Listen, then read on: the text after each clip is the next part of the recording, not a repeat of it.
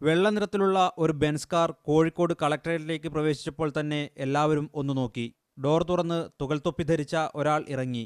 തൃശൂർ സ്വദേശി നസീറാണ് ഇദ്ദേഹം.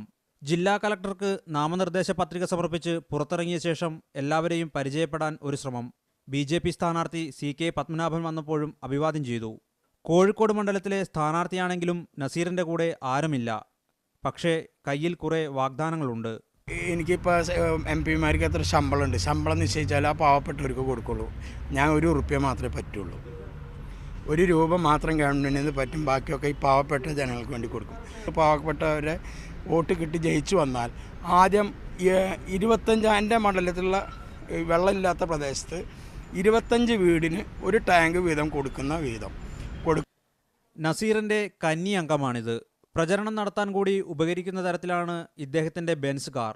എന്തായാലും കലക്ട്രേറ്റിലെത്തിയവർക്ക് നസീറും അദ്ദേഹത്തിന്റെ കാറും ഒരു കാഴ്ചയായി മാറി. മീഡിയ 1 കോഴിക്കോട്.